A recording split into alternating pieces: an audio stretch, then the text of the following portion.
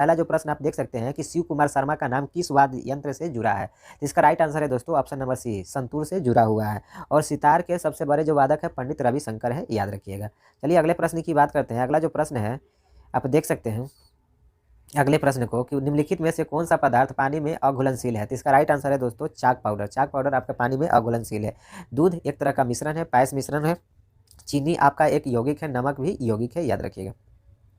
आइए अगले प्रश्न की बात करते हैं। प्रश्न संख्या 3, निम्नलिखित में से क्या कृत्रिम पारिस्थितिक तंत्र का उदाहरण है, तो इसका राइट आंसर है दोस्तों आपका बगीचा, इधर राइट आंसर। तालाब, झील, जंगल, ये आपके कृत्रिम नहीं प्राकृतिक परिस्थिति है। चलिए अगले प्रश्न की बात करते हैं। प्रश्न जो है 2011 की जनगणना के अनुसार भारत का लिंगानुपात क्या है, तो भारत का जो लिंगानुपात है वो 1000 पुरुष पर 940 महिलाएं हैं, याद रखिएगा। आइए अगले प्रश्न की बात करते हैं। अगला जो प्रश्न है दोस्तों कि भारत के किस बौद्ध ग्रंथ स्थल गौतम बुद्ध ने सबसे पहले धर्म का प्रचार किया था, तो पहला सबसे पहले धर्म का उपदेश दिए थे वो सारनाथ है, जो आपके बनारस के पास वाराणसी के पास है, सबसे पहला यहीं दिए थे। और सबसे ज़्यादा उपदेश आपका श्रावस्ती में दिए थे। आइए गौतम बुद्ध जी के बारे में कुछ बात कर लेते हैं कि इनका जन्म कब हुआ था। तो इनका जो जन्म हुआ था दोस्तों वो आपको 563 ईस्वी में हुआ था, और इनका जो मृत्यु हुआ था 483 ईसा पूर्व में हुआ था, याद रखिएगा। सब ईसा पूर्व में है। और इनके बच्चे का नाम राहुल था, पिता का नाम सुशोधन था, माता जी का नाम माया देवी था, याद रखिएगा। और इनकी जो पत्नी थी उनका नाम यशोधरा था दोस्तों। चलिए अब बात करते हैं कि कुशीनगर में इनका मृत्यु हुआ था, जो कुत्था नदी को पार करने के बाद कुछ ही दूर जाने के उपरांत कुशीनारा नामक एक वन क्षेत्र था, वहाँ पर इनकी एक मृत्यु हुई थी, और मृत्यु को ही इनको महापरिनिर्वाण कहा जाता है।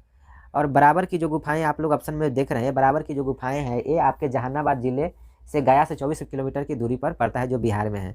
बोध गया भी आपको ऑप्शन में दिया है, तो बोध गया जो आपका है ये क्यों फेमस है, इस स्थान पर महात्मा बुद्ध का ज्ञान की प्राप्ति हुआ था, इसीलिए बोध गया आपका फेमस है। लेकिन इस क्वेश्चन का राइट आंसर आपका क्या हो जाएगा, Sarnath is the right answer. चलिए अगले प्रश्न की बात करते हैं दोस्तों। अगला प्रश्न है कि बेकिंग सोडा का रासायनिक सूत्र क्या है, तो बेकिंग सोडा का रासायनिक सूत्र है आपको दोस्तों sodium bicarbonate, NaHCO3 is the आपका राइट आंसर। चलिए अगले प्रश्न की बात करते हैं। प्रश्न संख्या आप देख सकते हैं कि भारतीय अर्थव्यवस्था में वित्तीय वर्ष तक चलता है, तो वित्तीय वर्ष जो आपका है 1 अप्रैल से 31 मार्च के बीच आपको चलता है। और भारत का जो अर्थव्यवस्था है वो विश्व की 5वीं अर्थव्यवस्था बन चुकी है। आप जानते हैं कि भारत आपका पूरे देश में 5वां स्थान रखता है अर्थव्यवस्था में। तो पहला स्थान पर कौन देश तो है, पहला पर अमेरिका है, दूसरा पर चाइना है, तीसरा पर जापान है, और चौथा पर जर्मनी है, ये भी आप याद रखिएगा। चलिए अगले प्रश्न की बात करते हैं। अगला प्रश्न है कि FIH पुरुष हॉकी विश्व कप 2018 किस देश ने जीता है, तो इसका राइट आंसर है दोस्तों बेल्जियम ने जीता। चलिए अगले प्रश्न की बात करते हैं। अगला प्रश्न है कि गुलाम वंश के शासक गयासुद्दीन बलबन 1265 से 1286 में मैंने किसकी उपाधि धारण की, तो उपाधि जो धारण किया था ऑप्शन नंबर सी, जील ए इलाही, भगवान की छाया नामक उपाधि इन्होंने धारण किया। अब बलबन के बारे में कुछ बात करते हैं। बलबन जब सुल्तान बना तो उसके बाद ये दल चलीसा को अंत किया, और इन्होंने लौह और रक्त की नीति अपनाई थी। बलबन ने लौह और रक्त की नीति अपनाई, इसने सिजदा और पैबोस प्रथा भी चलाई, और इन्होंने ही नौरोज जैसे त्यौहार की शुरुआत की थी। तो ये पूछा जाता है कि नौरोज त्यौहार का शुरुआत किसने किया था, बलबन, और लौह और रक्त की नीति किसने अपनाई थी, तो इसे ने बलबन ने ही अपनाया था। चलिए अगले प्रश्न की बात करते हैं। अगला जो प्रश्न है कि 1846 में ब्रिटिश साम्राज्य और किसके बीच संधि पर हस्ताक्षर किया गया था, तो इसका राइट आंसर दोस्तों है महाराजा दिलीप सिंह। अब हम बात करते हैं कि महाराजा दिलीप सिंह कौन थे, तो महाराजा जो दिलीप सिंह थे वो रंजीत सिंह के सबसे छोटे पुत्र थे। ये प्रथम सिख अंग्रेज युद्ध में इनकी हार हुई थी, जिसके कारण इनको सतलज नदी के बाईं ओर के सारा क्षेत्र एवं जलंधर दोआब क्षेत्र अंग्रेजों को समर्पित करके 1.5 करोड़ रुपया हर्जाना देकर 1846 ईस्वी में लाहौर की संधि करने के लिए बाध्य हो गए थे दोस्तों अंग्रेजों के साथ।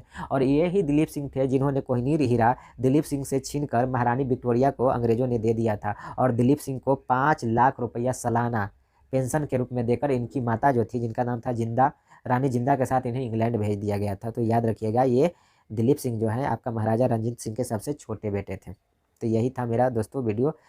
आप लोग को अगर ये वीडियो अच्छा लगा है तो इस चैनल को सब्सक्राइब जरूर करें, इस वीडियो को लाइक करें, और अधिक से अधिक दोस्तों के बीच शेयर किए। तब तक के लिए जय हिंद, वंदे मातरम।